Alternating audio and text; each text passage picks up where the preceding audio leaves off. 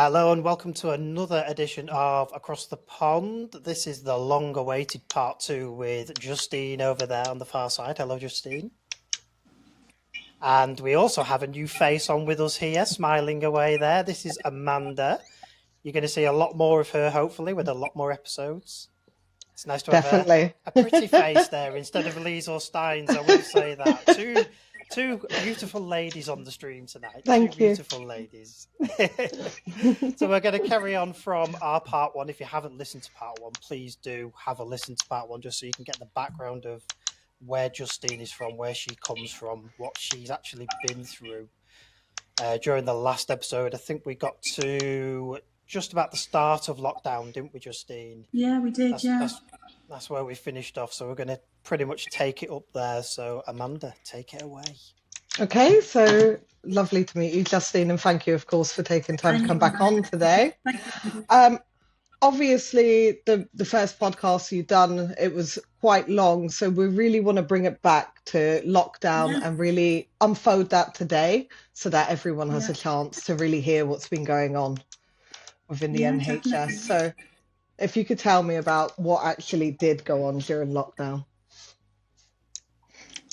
I can honestly tell you, it just felt like the world was crashing in. It just felt like such a sad time. Obviously, people couldn't come into the hospital. It became to a point of everywhere was so quiet. So that's when I had to go to a different hospital. I'll say it because I'm not bothered. They can do what they like to me. I have actually got to that point where, well, no, because how I look at it, these hospitals need to know what was going on in these hospitals. So there was things I noticed in that one, things I didn't notice in that one.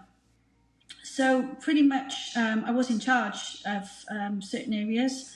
I was in charge of red resource areas, which actually later transpired in court that I wasn't in charge when these people actually knew that I was in charge. So they'll even lie in perjury in a court of law, which I have a 109-page statement.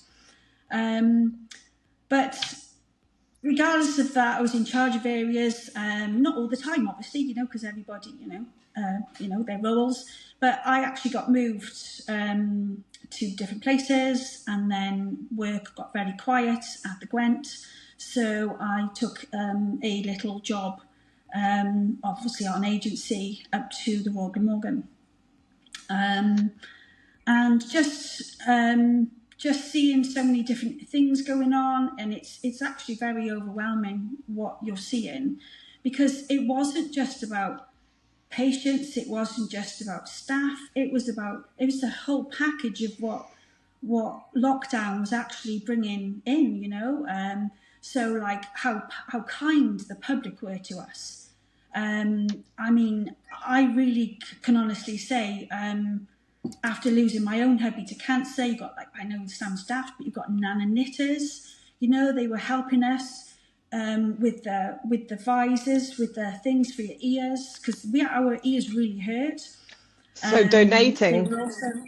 They were also, food was being brought in, curries, Domino's pizzas and stuff like that. They were starting to do GoFundMe in Cardiff at the Heath, which I was stunned at, and I'm like, oh my gosh. So, and there was just like this whole thing of like, computers and laptops and stuff and phones being brought in by the public, and this overwhelming kindness that the public showed us. And I actually think it was one of those, it was, I don't know how to say this, but it's like it wasn't reciprocated back to how kind they were. Does that make sense? Yeah. So it was like it was taken advantage of. And I didn't think that was acceptable, because you've got loved ones that were, obviously losing people, and it was all the time. It's not like you had a break from somebody dying. We had to deal with that every single day in the areas that I was in. But lockdown just gave this whole new thing of everything that was going on. It just wasn't painting just the one picture. It was dealing with what you had to deal with on shift. And then by the time I went to the hospital is when I noticed the rogue nurses. So I never saw it in the Gwent, in the A&E, and I believe obviously it's because there was hardly any staff there. They weren't needing agency at the time. Yeah, the thing with A&E is it's public facing as well, isn't it? So that's going to be the place where you don't actually see anything or anything that's actually going on. So it was only when I went to the Royal Glamorgan and I saw, I was like, I saw a different picture. And I spoke to one of the man, and I got to be honest, she was awful to us. And I actually think I know why now. And it was just to cover up her incompetence as a manager in the A&E department. We couldn't get breaks. I actually said to her, can I have a break? It was like 5 o'clock in the evening. Can I have a break? You don't need a break, she said to me. I'm like, oh my gosh, wow, why, what is it with us? But the thing is, see, one hospital did one thing and another hospital did another. So with the Royal Glamorgan, which people didn't know, they all had free breakfasts. We didn't. We didn't at the Gwent or any other hospital that I'd gone to. So it's like pick and choose which hospital got what. Do you know what I mean? And it's like a free for all, wasn't it? It sounds like a free for all. But you know what? They didn't like including agency. And I'm like, wow. And I can tell you what that was as well, Andy. And it was to do with the money that you earn. But what they didn't know was that the other trust was on, and you don't know this either until I'm telling you now. So a lot of staff on the NHS left their positions to do bank. Do you know how much? Do you know how much they were on? It's about double the wage, isn't it? Right. So on bank, right. Yeah. So where does we get blamed as agency all the time? We're the problem. We're not the problem, right? Because you had NHS going off sick, left, right, and centre, right? Yeah. You had agency that couldn't afford to go off sick because they, later on, you work up the tax avoidance and stuff like that. And we don't have any. We've got nothing. We've got no legal cover because you're in tax avoidance. Your contract's null and void, which is what the trusts know. And then I'm like, oh my gosh. So on bank in the NHS, not in this hospital, but in this hospital, they were on £33 an hour. And on weekends, they were on £55 an hour. Yeah. So that's agencies, isn't it? Agencies are like that. They get and that's that's the NHS. That's the bank. Is that the NHS? Yes. Right. That's the bank. That's not the agency. So I was actually on less than the NHS bank. Right, I've got you now. Right. Yeah. So I was, and this is true. You can see all my taxes to my agency. I was actually one of the lowest paid on agency, Andy. Right. I've got you now, yeah. Right, so the public wouldn't know that trust is like, oh my gosh, these nurses are saying that they're skint, they haven't got nothing. They get the NHS discounts on possibly everything, the blue light card and everything. And I'm like, oh my gosh, you're all saying that you're skint, but yet you'll go to, Costa Coffee for 15 quid for a coffee. And I'm like, I just couldn't get it because I'm like, it's not like saying old school because okay, I am, but we never needed a GoFundMe to take tea and coffee into work. No, I took it from home. And then somebody from I did actually do this, right? So this was actually on Facebook, and it was the theatres department in the Cardiff, and one of my ex-colleagues was doing a GoFundMe. And I said, what on earth are you doing? I said, you're a scapegoat for these managers. I said, because that's fraud. Yeah. I said, take it down. I said, don't do a GoFundMe for tea, coffee and biscuits, for goodness sake. I said, go and get them from home and take your own in, like we've been doing for the last 30 odd years. that's what you do in a business, isn't it? Or where you I go to thought that's work, what you you take do. your own tea and coffee in, don't you? Kind of thing. And then Yeah. you had curries, right? I mean, I do know this for a fact. There were some staff that were actually phoning up Domino's and asking them for pizzas. Who does that? No. I mean, that is just completely rude. You Yeah. know, you don't phone up and say, we're in work and we need some free food. The Yeah. free food was, honestly, it was, people were just so kind and it was just being abused. Was this It's taking advantage, isn't it? was that the normal staffing system? The normal staffing people that were there, phoning up different companies and asking for freebies because it wasn't being supplied? That I was working in. That's The areas I was crazy. working in.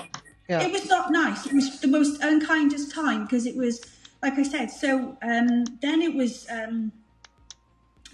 what was it called? The laptops and not the laptops. Sorry, the phones and the iPads. You know, for patients that were end of life. Yeah. And I mean, what baffled me was 18 months. You know, these are in locked managers' rooms, and they go missing. Disappeared. Yeah. Where did they go missing to? Because the only place they were in was in managers' offices. Yeah.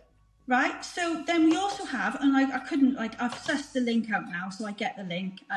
And so Tesco's gave us, or the NHS, I'm sorry, like cages of Easter eggs. Yes, I saw those. Yeah, I saw those. We got some of those in that where I worked as well. Do you know what? No, it was like, it's all for us. It's not for agency. And I'm like, wow. They just filled their, whatever they could and took loads and loads of Easter eggs home. You know, I'm like, oh my gosh, I've just never seen such a spiteful time that all you've done is take and take and take when you know, and I mean, like, I'm saying, I didn't clap, all right? Right? I'm like, we're not heroes. I've been doing this as a living. I don't, I mean, don't get me wrong, I'm not saying I didn't have a curry because I did, right? Yeah. I'm not saying I didn't have pizza because I did, right? But it was still this begrudging, do you know what I mean? Well, that's really ours. Well, actually it's come from the public, but there we go. Yeah. And then wine, champagne in the office. We never had that. That goes in one place and there's only one type of people that go in that office, not anybody else. And who are them people? Well, it's your managers. Yeah, of course. And it's the same so the higher up that actually stick together to cover up things. So what I saw, and I was mortified with what I was seeing. But like when I spoke to consultants because obviously, I mean, and don't take this the wrong way. I'm not 5 years in. I'm not 10 years in. I'm 30 years in by then. I've got a lot of experience behind me.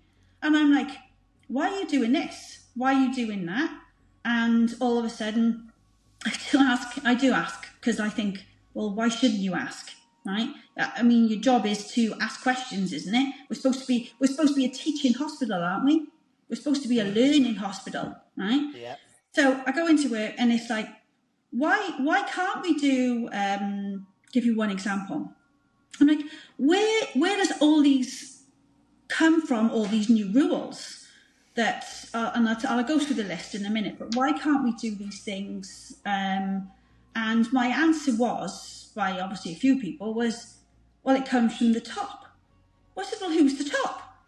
Now, if you listen to me and Dave Cartland on our podcast, right, now we quite align in certain things because everybody was saying, no, they're down there, Victoria Rixon's down there, and I'm in Wales, and then it's, well, why can't you do these things?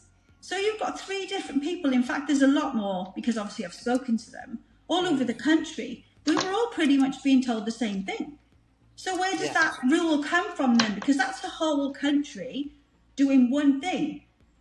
So what I start seeing, and when I start questioning, well, who's this come from? Do you know what I mean? Why can't we do these things? Not a case of being shut down. I'm just told. Comes from the top. Comes from the top. That's it.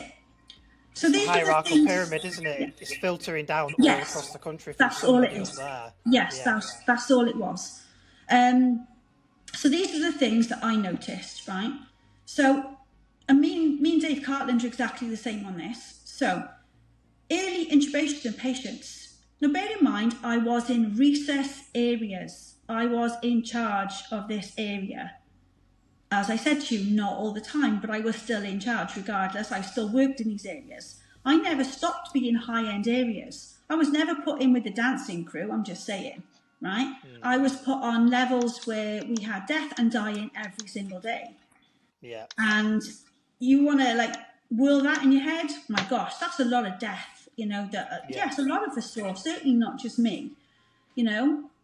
And then, so the early intubation of patients, which I honestly, it baffled me. And I've got a lot of it was unnecessary, wasn't it? With the intubation, a lot of people just brought in and then straight away put on it. Yeah, no, they the were, problem with that Andy, is- they were. They were, definitely. You don't survive.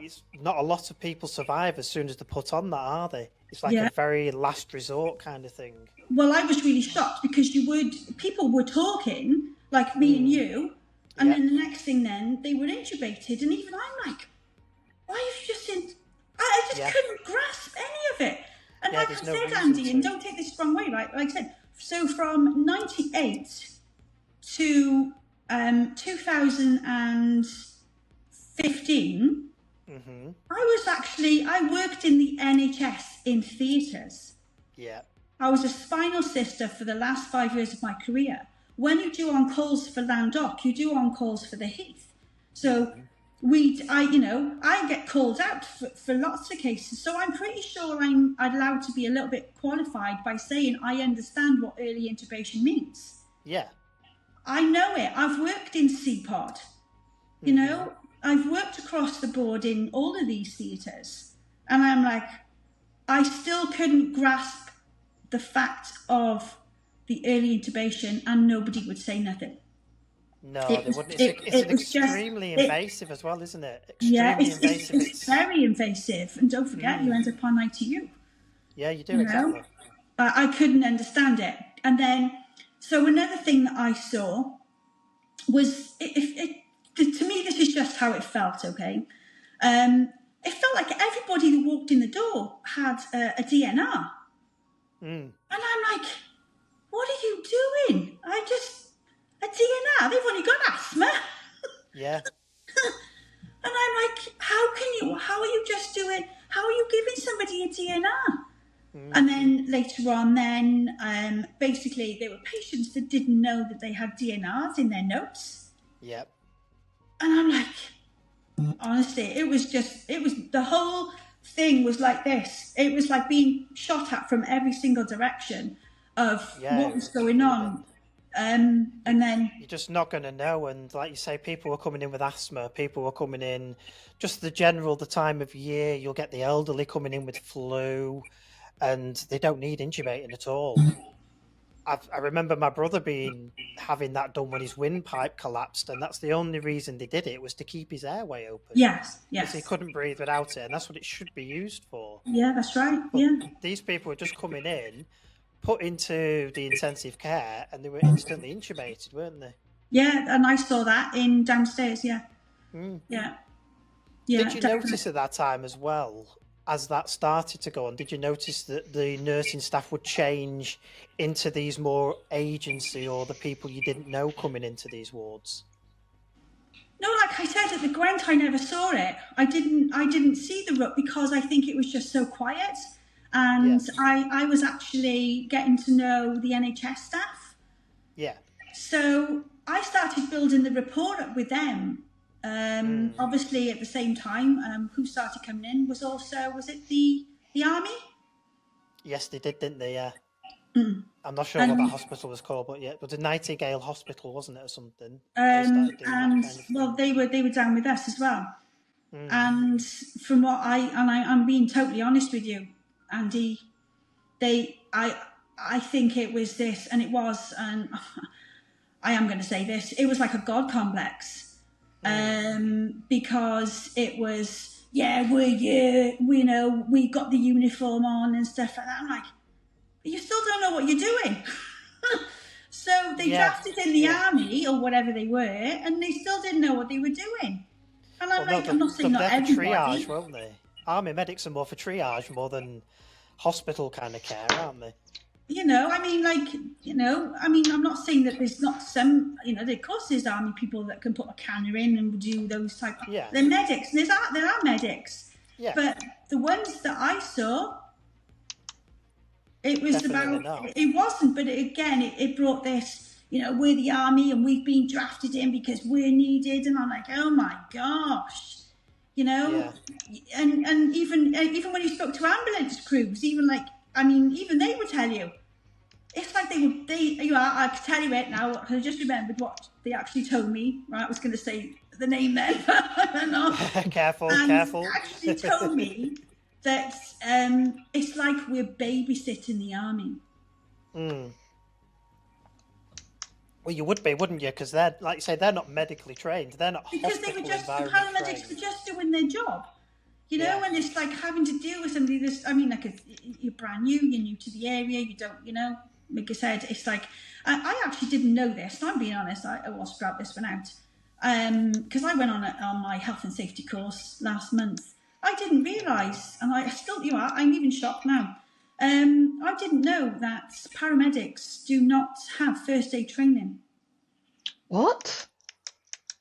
No, I didn't know that. I thought the drivers might not, but the actual paramedics would. No, I spoke to, because what it was, when I was at the course, I actually said, what is it? I said, because I said, you don't do skin checks.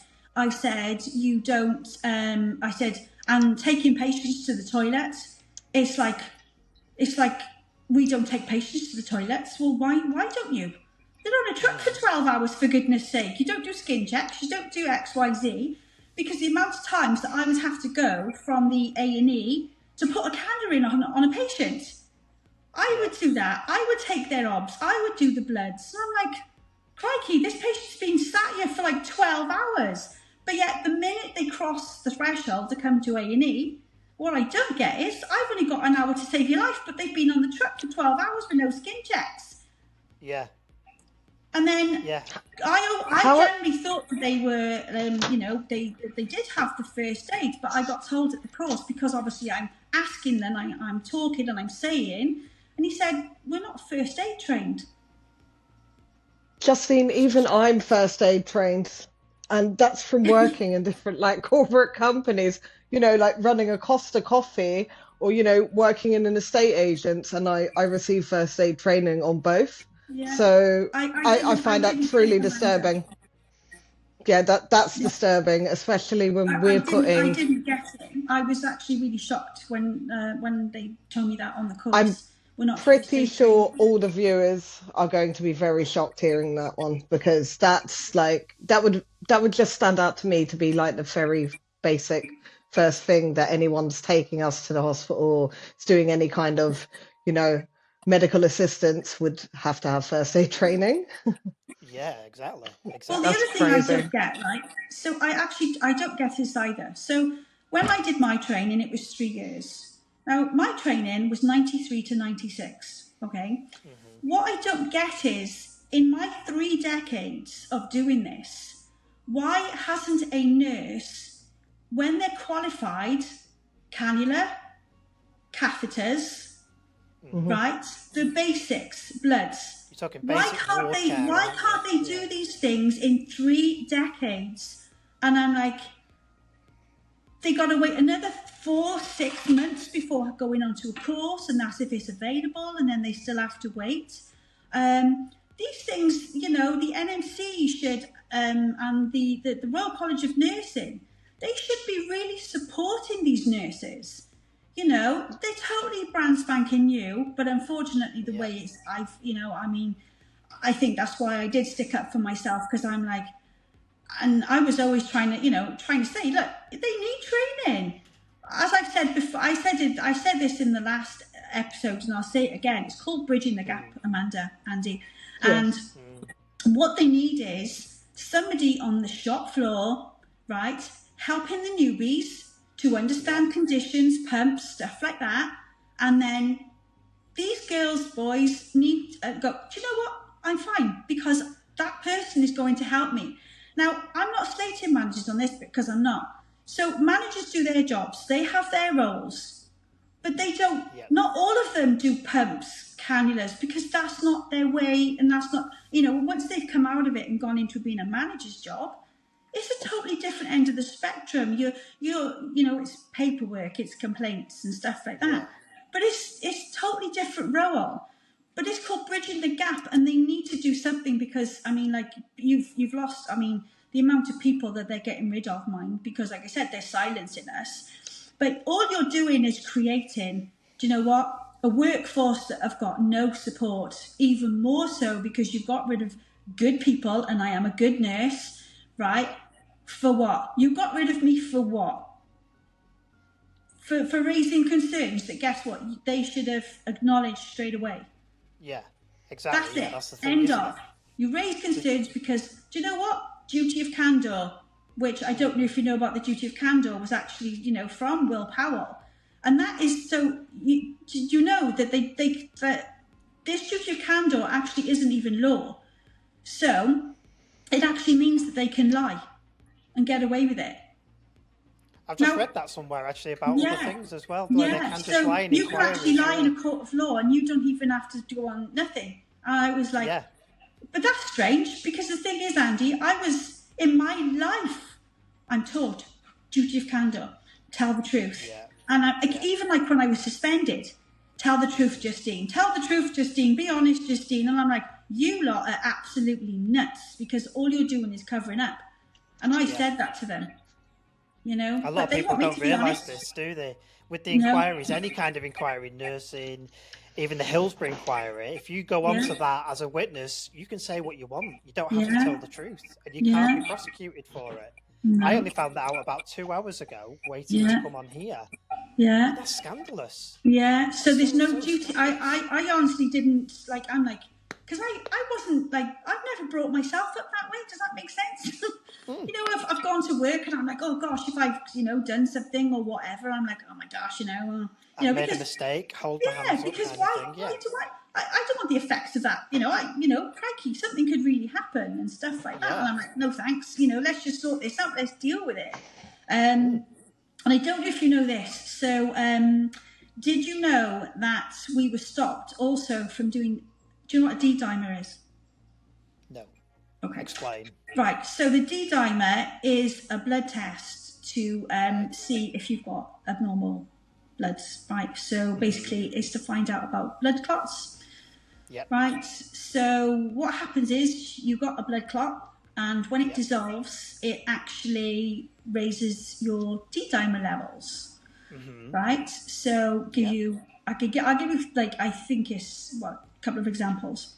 So we were stopped from doing that in work, and again, I'm questioning this. Why can't we do D-dimers? Because that'll tell you, cancer, strokes, and also it's also to do with, COVID. So it is actually to do with that. That's not, and that's not lockdown. That is to do with the COVID-19 and the actual complications of it. So we could not do a D-dimer. So how serious is that we couldn't, of course at the time we'd have had patients with cancer, strokes, but yet we couldn't obviously help you to treat you. I just find it scandalous, Andy, that is how you're going to treat these people that, not being funny, but they're the taxpayers. Yeah, exactly. People, they basically pay for that. They're paying for it, and I'm like, they can't have that. You're not doing that and stuff. So I've spoken about this one before, but the other thing with COVID. Now, I have had my vaccines. Okay, I had the 3. And I will tell you the absolute truth, right? Yeah. So, my first one, I was fine. My second one, I was fine. And my third one, I kind of just felt unwell. Yeah. Right? However, on my third one, I had, and I generally did have this all night. I had restless leg.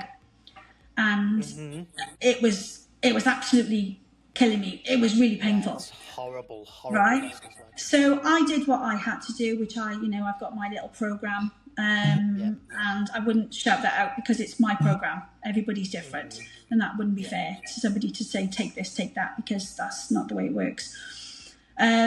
So I did what I did, and I was fine the next day, and that type of thing. But the other thing with COVID, and in lockdown, was the fact that, again, what I was trying to say, Andy, we had so much going on. There was a lot, wasn't it? You had your usual stuff going on in there, but then you also had all the extra burden put on you as well. Yeah, and I know that this one's going to blow people's mind. So, right, now I have obviously heard this a lot, and it was about the misuse of midazolam, right? Now, I can honestly tell you, and this is on camera, I never saw misuse of midazolam on patients. Okay. What is midazolam, in case? Right. So the midazolam is, it's used in end-of-life care. Right. And also, we use it in theatres, things like that. Okay. Right. Yeah. But I've just seen this story so much, and I can't say for their stories because I can't. I can still only say from my experience and my point of view. And again, like I said, Andrew and Amanda, I was in high-end areas. Yeah. It's not, and this was every day. I never saw it. But what I did see is going to break your heart even more, because what I actually did see was patients dying in agony. And they were left alone.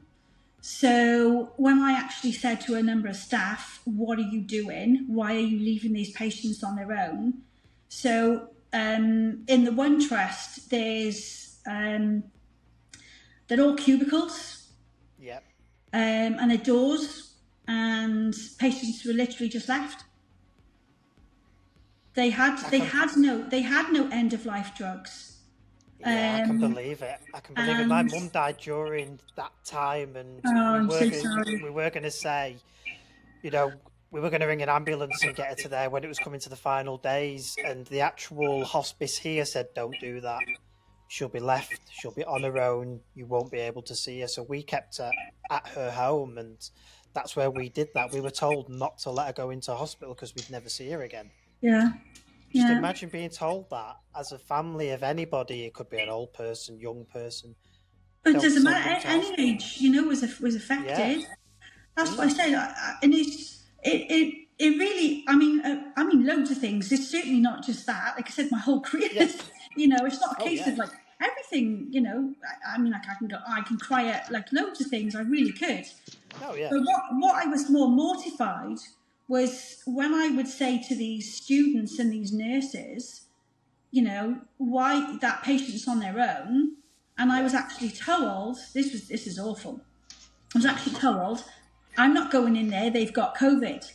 And I'm like, oh my God, how can you say that? There's COVID all over the world, just in a room. A door doesn't stop it. I'm like, yeah, but everybody was working in it and stuff like that. And I was just baffled. And I'm like, are you actually going into the right career or something? Because, I'll go down with the Titanic. Yeah. I'm not going to stay at the top and get on the boat. I'll go down with it, thanks very much. See if I can give somebody some comfort when I go down. It's the duty of care of the profession, isn't it, really? It's the Hippocratic Oath, Andy.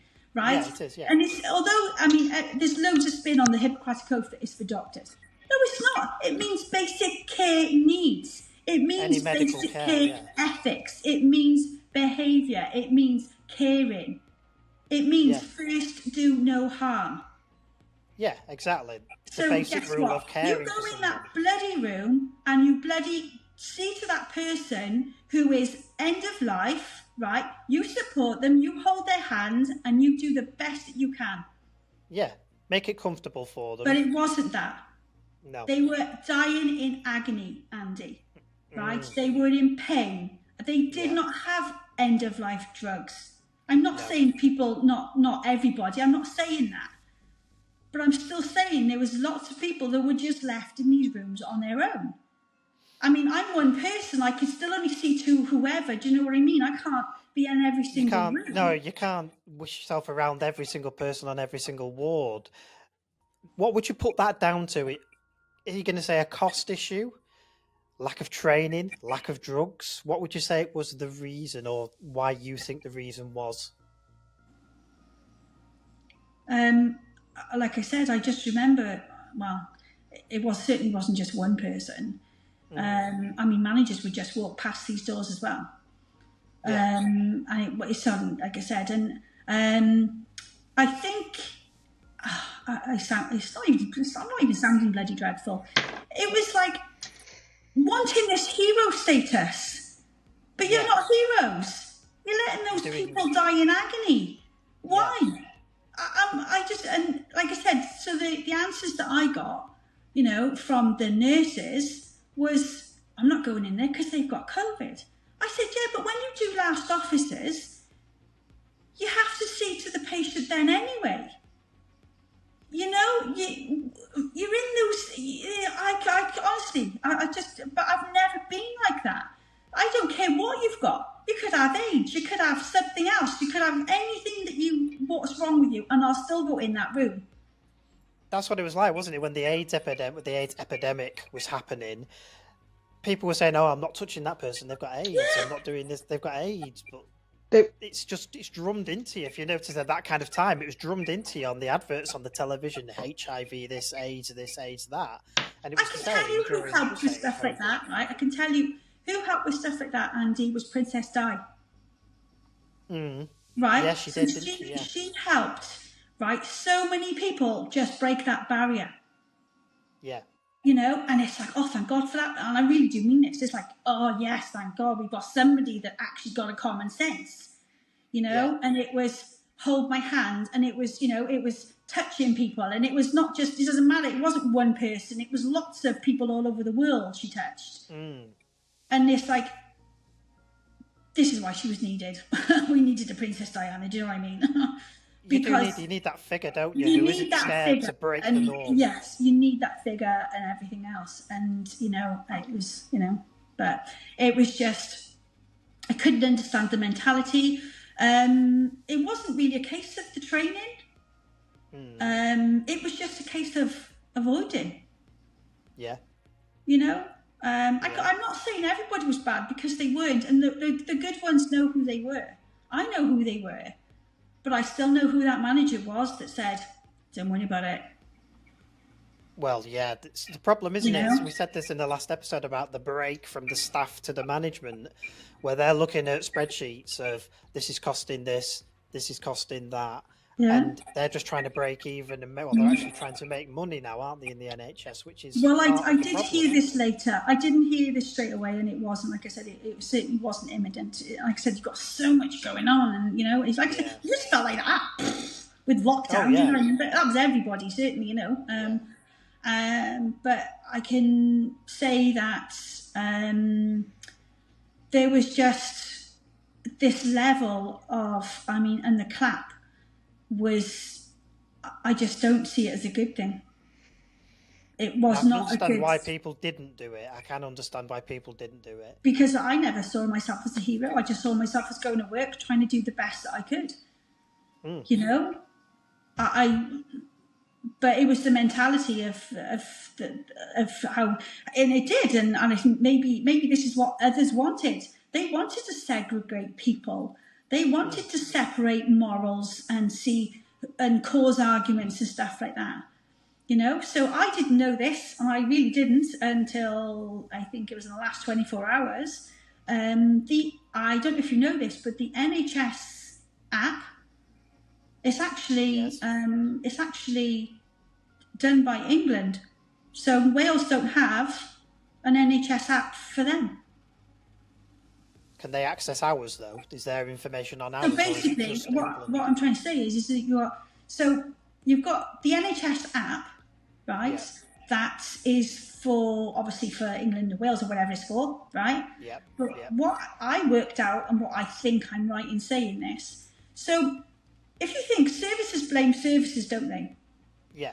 England will blame Wales, Wales will blame England and Scotland, and that's how it works, right? Because it's us. So, but actually, does it work like that? Because it's the system that is the cause of this. It's not England, it's not Wales, it's not Scotland or Ireland. It's the system. Because is it somebody's fault in England what happens to somebody in Wales? Not necessarily. You're getting into there more like a regional care, isn't it? Where different areas need different things to care for people. Yes, exactly. It's true. Even in a country or small, somebody in the north will need something different to the south and a different kind of care because we're all different kind of people. But we try to be everything for one kind of thing, which doesn't work. Yeah, I mean, Jason Killings, right? So he was the Welsh ambulance. He's gone now to London now, just saying, because he's got his new job, right? But, so this gentleman, he didn't even know his own job. So the IPR route system is actually, he said, it's not done in England. Guess what? It's done in England, Andy. Yeah. So you've got this honourable gentleman, and he doesn't even know his job. He's been put in that job by somebody else, hasn't it? It's that kind of thing. Jobs for the boys I want to know, right, Andy, and I do. I want to know, Amanda, where all these people get these titles from. Honourable. Honourable. No, you're not honourable. Because if you were honourable, you would have a decent moral code and compass about themselves. That's not honour. No. It's the people like all of us that are trying to, like I say, not fake news it. Yeah. This is the reality of what went on then. You know, this is, I mean, like I said, lockdown was an awful time for all over the world. Yeah. Yeah. No, it definitely was for everybody, like you say. And these people, they come in, it'd be like, my best friend, he can do that job. I'll put him in charge of this because he's got this title of honourable, but he hasn't got a clue what he's doing in the job. I don't. You see that all over the public sector of all these jobs and all these massive British institutions that have people at the top that haven't got a clue. Yeah, but what it comes down to again, Andy, right? So all these managers, so us, people like you, me, we've got to have a DBS check. They don't have DBS checks. So you don't have DBS checks, but we have to pay for this privilege, right? But yes, but we still don't get jobs. Yeah. Right? And I'm like, but you'll go from manager to manager to manager to promotion to nepotism to totalitarianism because they all like this control over you. Yeah. I just want to know what these people are like in their own homes. Because if that's the case, you must be absolutely vicious every single time to your kids, to your family members. If that's how you treat people in work, the bullying, you know, forcing your staff to admit to things that they never done. Yeah. You know, and the whole ethos of how they bully us nurses. You know, telling me that I stole £200 off a patient. You know, telling me that I stole 2 ampules of morphine, and then trying to get me to do courses that I'm like, what am I doing courses for? I said, I haven't even done it. And then you find out then that there's no CCTV in to protect you. Now, I'm not saying about dignity, Andy, because I do believe in dignity, but I'm still saying, hang on, if you'd have checked the CCTV as I thought there was, you'd see I didn't take 2 vials of morphine. Yeah. But the thing is though, Andy, they knew I didn't take the 2 vials of morphine, because it was 5 months in between that and suspending me. Yeah. It's like building a case against you, isn't it? That's what they were trying to do. It's building a case against me for everything that I was finding out. And then, like I said, we couldn't datex. And then, like I said, I'll go back to Royal Glamorgan. And then when I went down to Cardiff, the rogue nurses, they are not nurses. Please check your badges. No. Please check these badges of these nurses. Because check the pictures, You know, and they're not trained. They're not anything. They're nothing. And I sound absolutely dreadful now, but when I actually saw this article yesterday about the cull in nursing homes, which to me was obviously in the hospitals as well, it's certainly not just in nursing homes. Yeah, oh yes. What was frightening was when I actually saw the date of the article was the same date that I actually saw the rogue nurses, and I just can't believe how much it aligns. And I'm That's like, what I was going to say, the alignment of it. They knew, because I know I can't speak for other people, Andy, because I can't. Yeah. But what I am really shocked at is not one manager would. I'm like, why? But I couldn't get it. Do you know what I mean? Yeah. I couldn't, because I didn't know the links at the time. I've got to wait for the rolling roller coaster and the dates and the times. Exactly, yeah. It's always later on, isn't it, when you get other little snippets of information That's and then right. you piece the big jigsaw. Yeah. Maybe 5 or 6 years later down.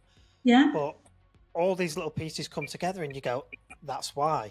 But then it's too late because they've discredited you, and then you just become a trouble causer, don't you, if you say anything?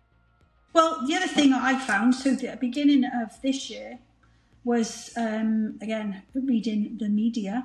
So the article actually stated, I think it was, don't quote me, I don't think it was the Argus, but it could have been Wales Online.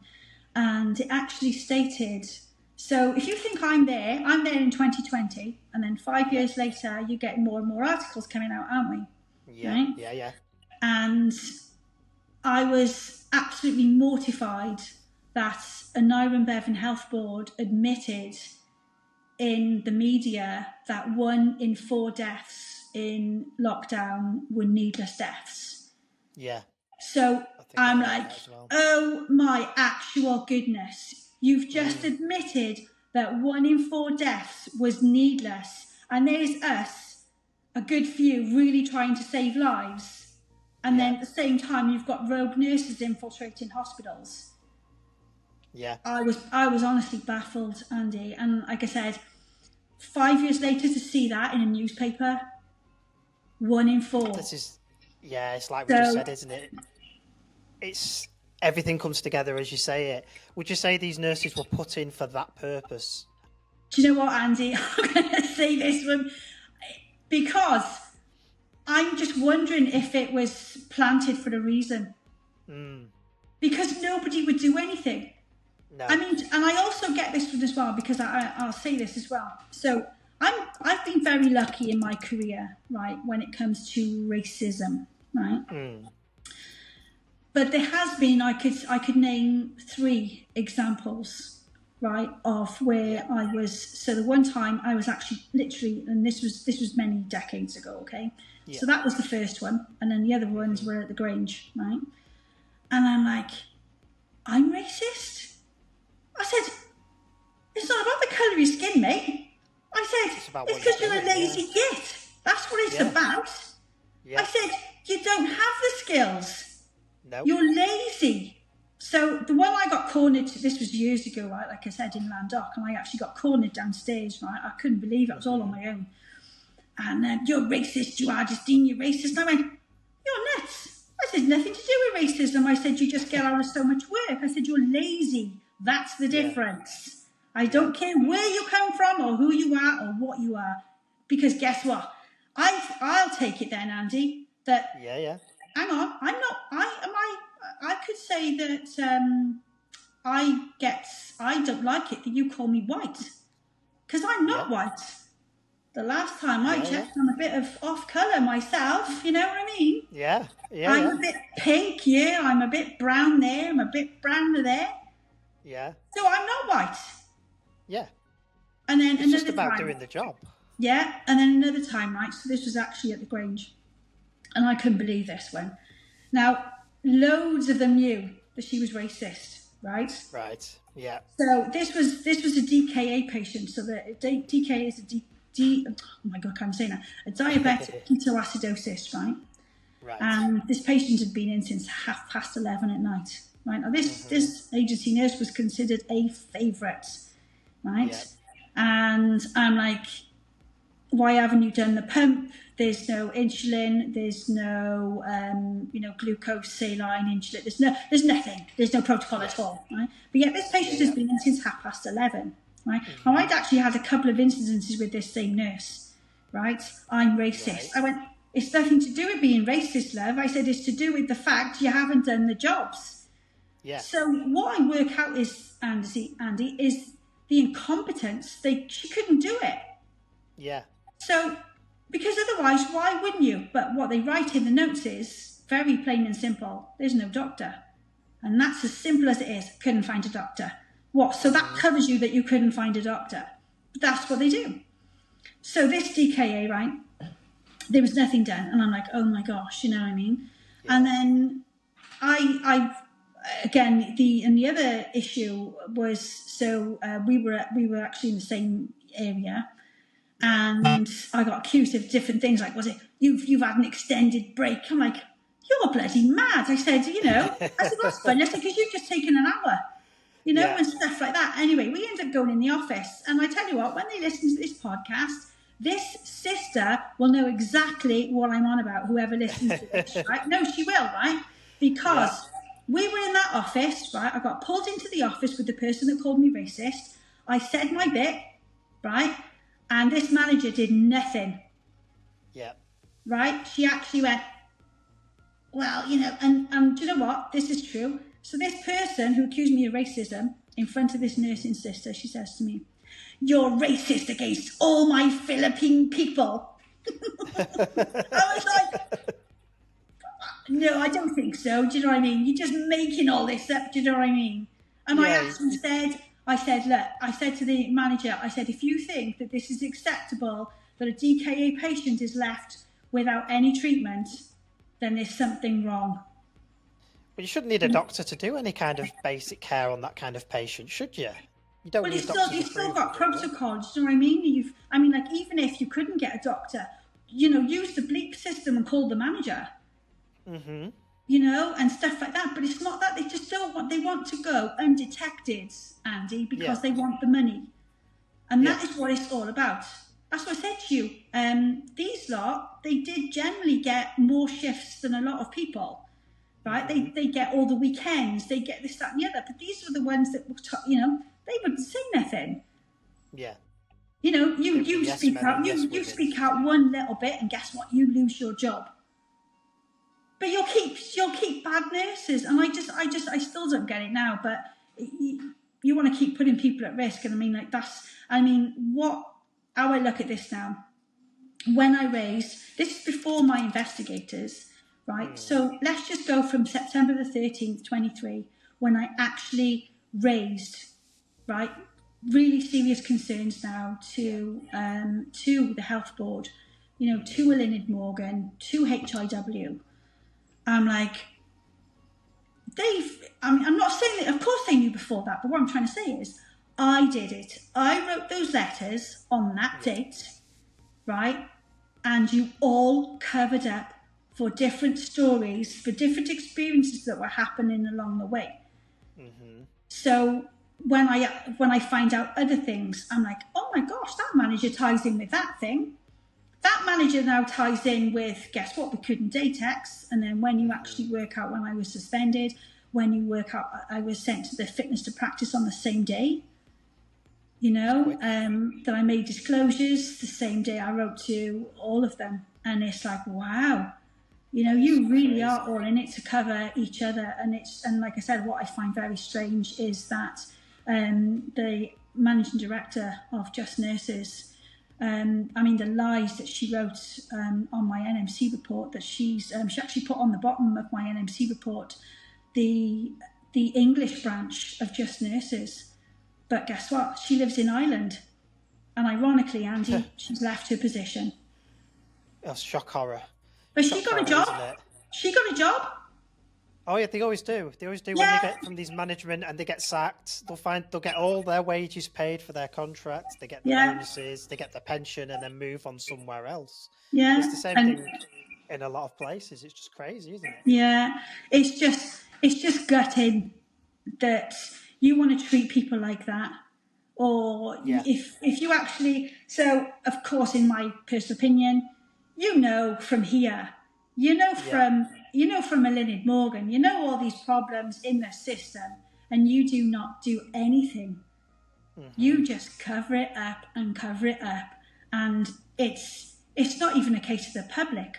What I don't get is, Andy, like I said, it's when it does come to them, when it comes to the VIP and keeping the room and stuff like that. You know, they kept the room for her while we had patients on the floor. Why would you want to do that? Why wouldn't you, as a decent person, say, do you know what? We've got a spare room by there. Just go in there, just take their bloods, just give them some pain relief, and hopefully we can go on to the next bit. Yeah. Where is that bit of kindness? Where is the moral compass gone from people that, you know what? I know everybody has a moan. I know everybody has a rant. I'm one of them. Yeah.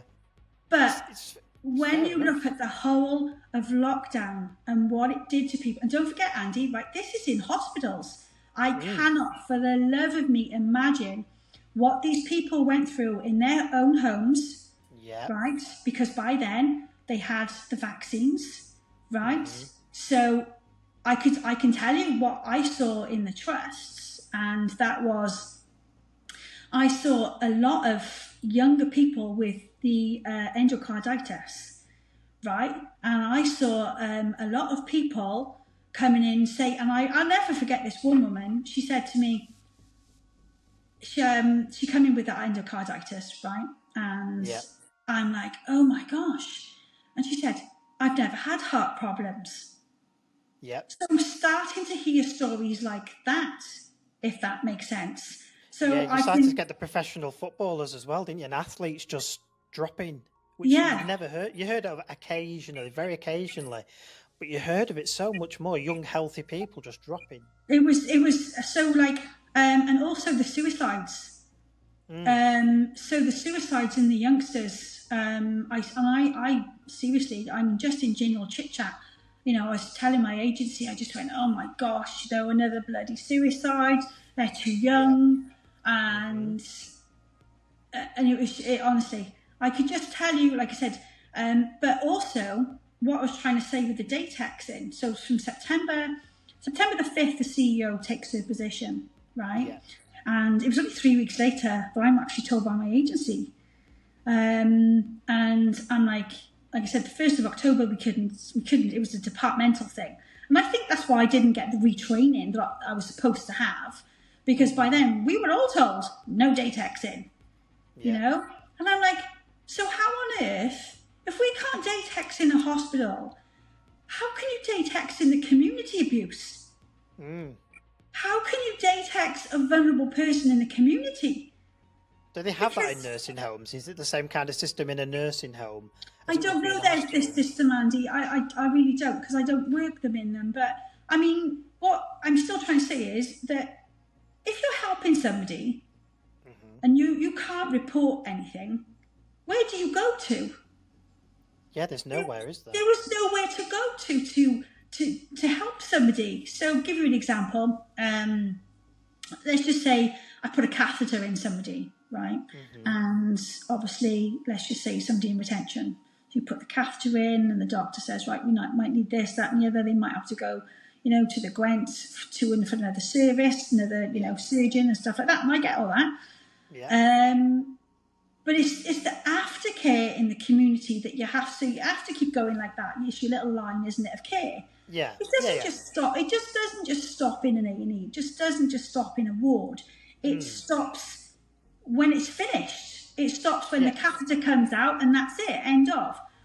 It doesn't stop when you get home, because patients panic, right?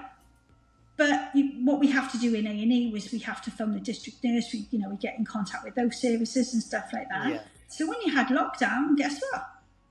You didn't have those services. They were suddenly working from home, and like, not everybody. Don't get me wrong. There were certainly district nurses that went out. I'm not saying that, you know. But I mean, like, I met orthopedic people who started working from home, and even I said to her, I said, why are you working from home? I said, you're an orthopedic assistant. How's that possible? How can you see patients from home, you have to have one-to-one interaction. Yeah, you do. Yeah. That's Yours is the the profession. You importance of can't it. work from home. You can't do that. But No. this is where you learn. Then guess what? They were all they're making up their own hours, Yeah. and they know who they are. Yeah, they Because will do. Yeah. you know, because there was that. What was it? There was no check on them. It was just, oh, I'm going home now. So what are you going home for? You're just going home. There's no way you're going to be like, I'm not saying that you didn't sometimes work from home. I'm not saying that. Yeah. But I'm like, you still had the flexibility to say, do you know what? I'm going home. I can choose when I go home, so I'm off. I go Yeah. toddling off. Yeah. Yeah. If you look at and the other, what was the other one? There was so like if you look at the bank office, just give you an example. So we're on the front line. Then you've got all these departments behind us. These lot were working from home.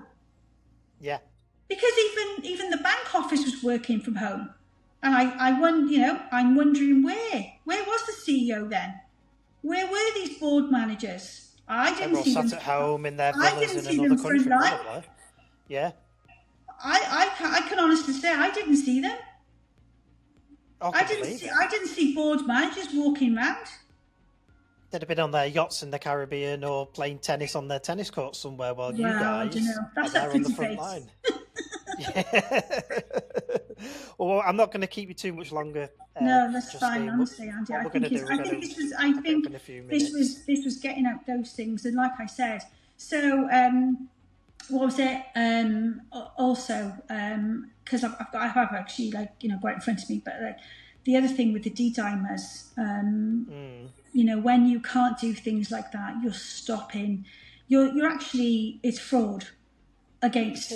It's against the people of in this instance, in my instance, the people of Wales, and probably, like I said, if you listen to so many other people around the country, it is basic human rights that you've just abolished for these people who needed that care. You wouldn't expect that in a third world country, would you? And to have it here was like shocking. But like I said, so with a D-dimer, you can have, it's your DVTs, it's your pulmonary embolisms, it's your DICs, which is your It's your dissemination of intramuscular.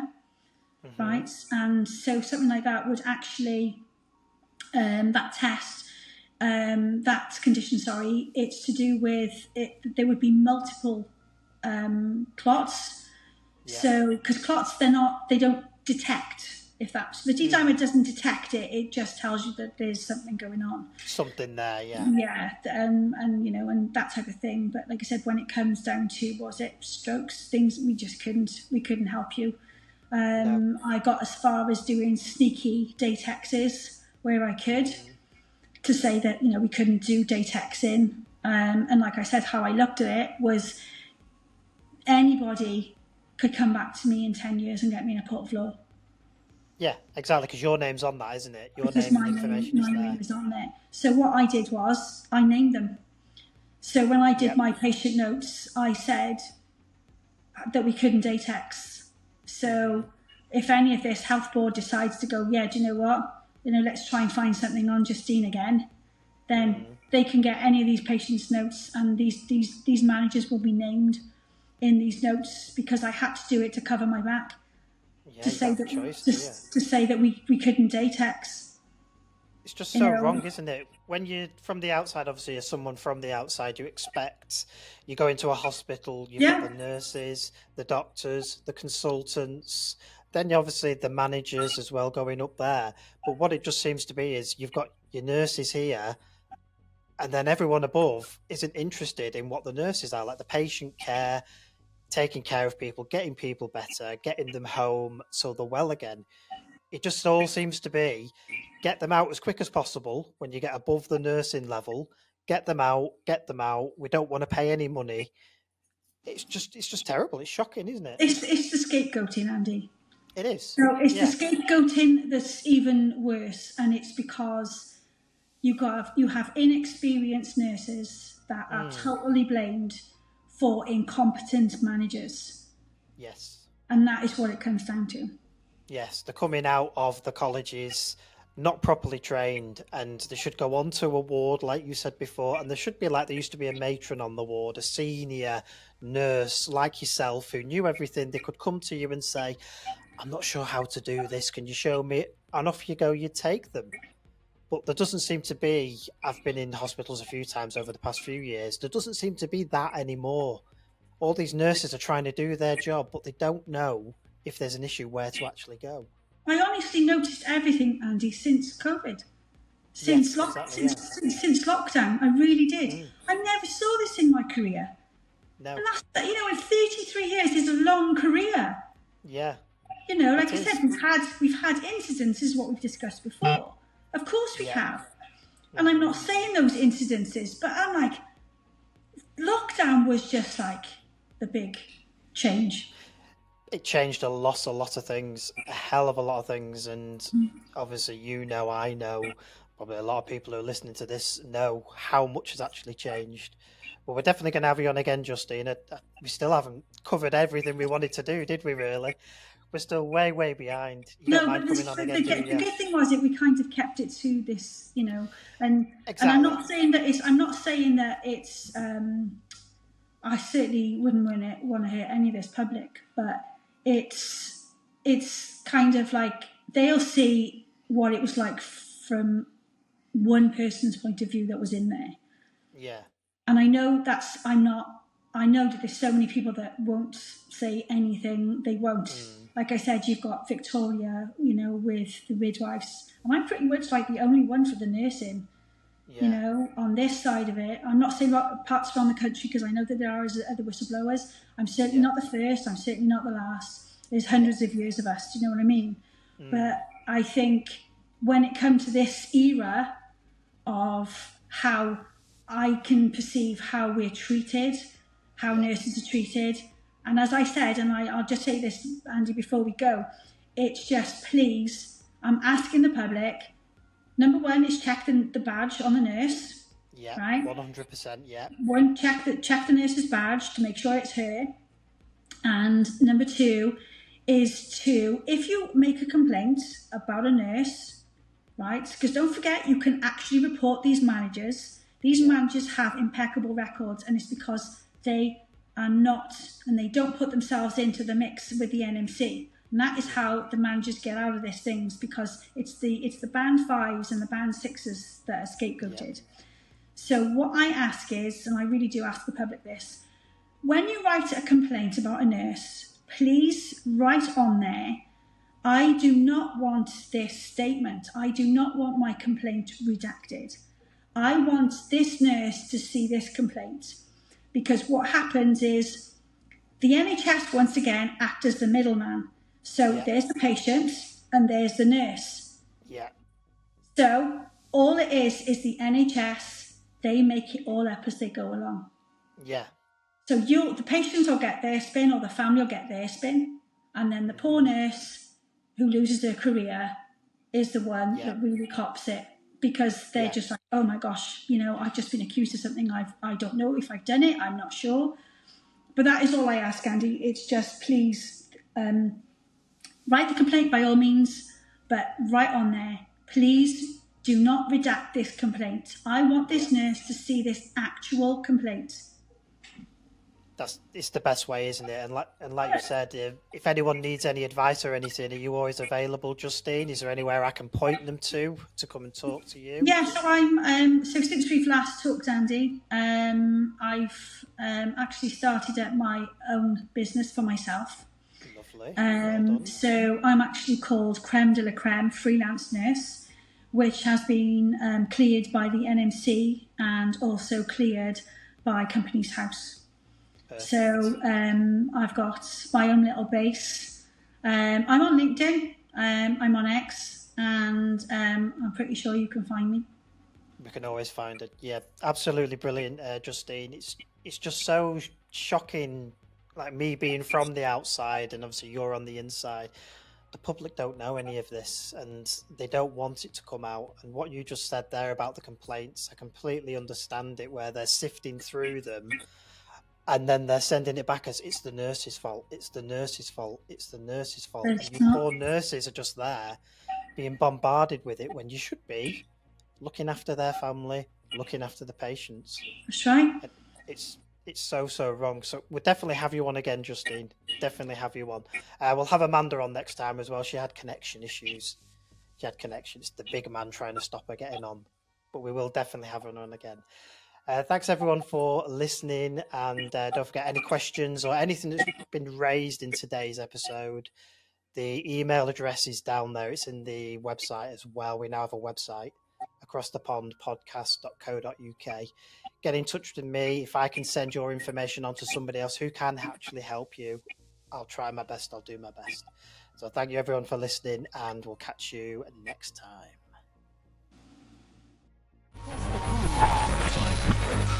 This is in relation to some comments that you've made on a Facebook page.